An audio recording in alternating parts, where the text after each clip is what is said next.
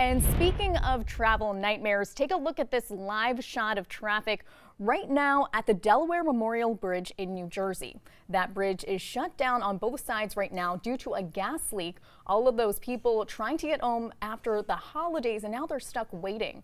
And this is the bridge that I travel on at home in New Jersey to and from Delaware. Is that right? And I've never seen that much congestion on it. So fingers crossed they can get home quickly and safely, because I would hate to be dealing with that, especially after a long holiday weekend. You just want to get home. Exactly. That's not fun, just to sit in traffic and just wait and wait and wait. You don't even know what's going on ahead of you.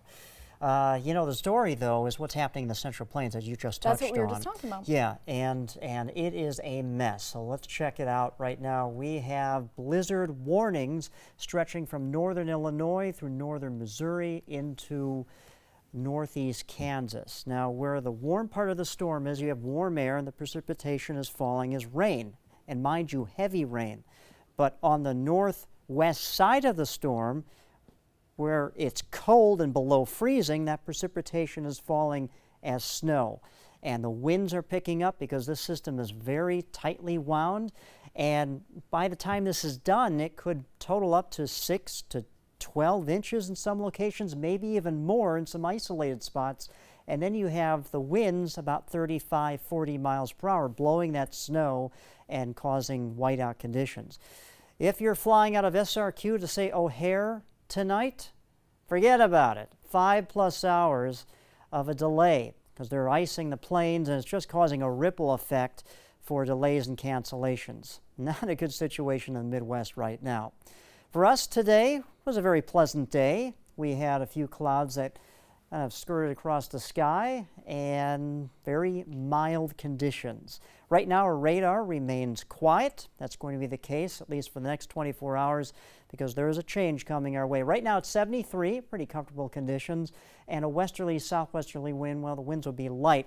Notice though the temperatures are going to be cooling down and possibly getting close to that dew point temperatures, so there could be areas of patchy fog that develop in the overnight hours. Well, yours truly got the forecast right. 78 degrees was our high for today, just 1 degree above the average high of 77, but still no rain. Now, rain is coming, won't be that much for tomorrow, but it is coming for tomorrow. And then it looks like later in the week, we may get a better chance for widespread and maybe heavier shower activity. But we're approaching about 10 inches of a deficit for rain for the Sun Coast. Okay, so Monday we can expect breezy conditions and afternoon to evening showers. Tuesday through Thursday, well, cooler temperatures are going to settle in. When I mean about cool, how about highs in the 60s and lows in the 40s? Definitely sweater and jacket weather for you. And then looks like by next weekend we'll get a better chance for widespread shower activity and maybe more meaningful showers that will come to the Sun Coast. So here's the beginnings of the system to our west, and it's actually attached to the system that's affecting Chicago right now in the Central Plains. Boy, they are getting smacked. 2 spinning wheels, low pressure counterclockwise, high pressure clockwise, dragging that cooler air down from the north. And it is chilly, and of course the precipitation here on the back side of the system is falling as snow. For us though, we're obviously in the warm sector and a lot further south, so what we're going to get out of this is rain, but it's not going to be that much, I believe. Hit or miss showers, maybe a rumble of thunder here or there, but it should arrive in the afternoon of Monday. For the boaters tomorrow, well, the winds are going to kick up, and then you're talking about 15 to 20 knots and seas just offshore 2 to 4 feet with a moderate chop in the bay. So not really the best boating conditions. 66 for overnight low, but watch out for the patchy fog. For tomorrow, another nice day, upper 70s.